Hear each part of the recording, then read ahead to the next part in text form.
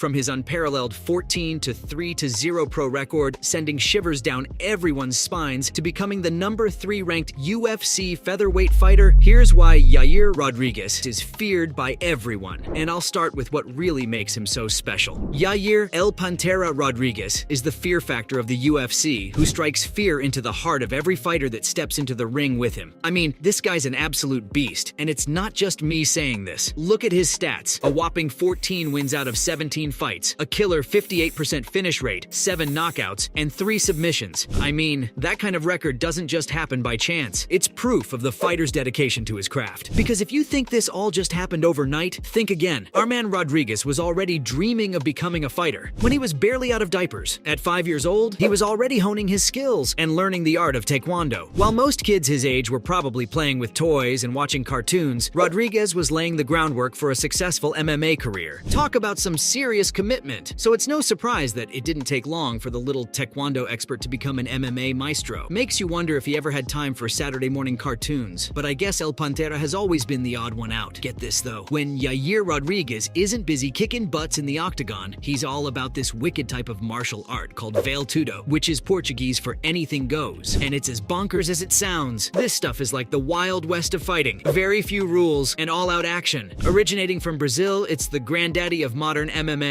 But for Yair, it's just another day in the office because he treats every fight like it's a do-or-die situation. And you know what sets him apart from the rest of the pack? His kick game. Trust me when I say these kicks have got his opponents quivering. It's like the man has springs for legs. From heel kicks to spinning back kicks, rolling thunders, and even hook kicks, Rodriguez has mastered them all. And these aren't your amateur moves. His kicks are quick, fluid, and come out of nowhere. Just imagine trying to defend against that. No wonder other fighters get the jitters when they face him. That, and his knack for blending different fighting styles. The Panther has a yellow belt in Taekwondo, which might seem humble, but don't be fooled. His roots in this Korean martial art have given him a solid foundation, and he's always working on mastering a wide variety of high-impact, high-damage kicks. But let's talk about the element of surprise when it comes to his technique. Stepping into the ring with Yair Rodriguez is like stepping into a storm. You're never quite sure what's coming next. His rapid-fire kicks are an electrifying mix of power and precision that can knock you off your feet before you even know it. But of course, even this human hurricane has his off days. But Rodriguez handles the pressure just fine. He uses his knee stomps and front kicks, not just as offensive moves, but as strategic defensive moves too. They keep opponents at bay, preventing them from forcing him back. One thing that he doesn't do is crack under pressure. He just throws it right back at his opponents. But Rodriguez's greatest strength has to be his spirit. Even when faced with injuries, setbacks, and losses, his resilience and determination remain unbroken. Remember his fight with Holloway, where he fought with a damaged foot, but still showcased extraordinary grit? That's the kind of spirit helping him bounce back from every defeat, coming back stronger and more terrifying than before. And as we inch closer to UFC 290, I can't wait to see how these strengths will be put to the test in the ring. But don't be fooled, because the Panther has his fair share of weaknesses. Yes, he's quick on his feet. Nobody's ever arguing with that. The guy moves at the speed of light. But the problem is, I mean, he's got quick feet, sure. He relies way too much on his speed to evade his opponents. When the going gets tough, and he's got to pace himself, like during those grueling 5-round matches against Young and Holloway, that's when the issues start to show up. Rodriguez found himself getting clipped, whether it was kicking from a close distance or trying to retreat. It's like watching a car rev up for a speed race, only to skid off the road. Man, one thing that's becoming super obvious with Rodriguez is he's got a bit of a gas tank issue. His whole fight game is based on high-octane striking and flashy kicks, which is super cool to watch, but it also tends to leave him huffing and puffing when the fights drag on into the later rounds. And if he's up against someone with serious cardio, they can ride out his early storm and then start to take over when he starts to gas. And then there's his defense game. Now let's be real here. Nobody's expecting the guy to be invincible, but if you're in the octagon against the likes of Holloway or Young, you can't just weave or sidestep with your hands down. You've got to manage your distance better, instead of relying on your insanely durable chin to get you out of every jam. Speaking of which, I'll be honest and talk about the elephant in the room. Rodriguez's grappling. Look, the man's got some sick takedowns, but when he's on top, he struggles to maintain control. And if he ends up on the bottom, let's just say his ground game needs work. This less than stellar side of Yair Rodriguez sucks, but I also can't just sweep the USADA suspension under the rug. Yeah, remember that? Back in 2020, Rodriguez got a retroactive 6-month ban for failing to notify USADA of his whereabouts and refusing to get drug tests. Kinda sus, not gonna lie. Yes, it was a while ago, and sure, he's back in the game now, but it's a reminder that even the great greats can falter when they lose sight of the rules. Now that he's back though, the fans are pumped to see how he tackles these weaknesses at UFC 290, and something tells me that we have a lot to look forward to once the Panther steps back into the octagon. Because don't you forget, Rodriguez is the master of leveraging his strengths and addressing his weaknesses. I mean, his technique and strength are insane. The dude fights like a lightning storm, and he's got fighters trembling every time they come face to face with him. But it's not just about physical prowess. What really sets Rodriguez apart is his never-say-die attitude. Remember his bout against Holloway? My guy was on a damaged foot, odds stacked against him. Yet he put on one hell of a show. That's the kind of grit and determination we're talking about. It's like the dude feeds off adversity. But the biggest thing about Rodriguez, the one thing that truly sets him apart, his constant evolution. He's never content with just being good. He's always trying to up his game. Can't wait to see him light up the ring at UFC 290. It will surely be an insane match. And his history in the UFC just goes to prove he's a tough nut. It's been a wild ride for our man Rodriguez, with more ups and downs than a roller coaster. Buckle up, people, because we're about to take a wild ride down memory lane. Remember when this dude first burst onto the scene? Yeah, me too. It was like a hurricane hitting a quiet beach town. Total chaos. So, our boy Rodriguez, fresh off a stellar 5-1 professional MMA record, walked into the UFC and bam! He's on the Ultimate Fighter, Latin America, causing a storm. Did you know he won the featherweight tournament of the Ultimate Fighter, Latin America? Yeah,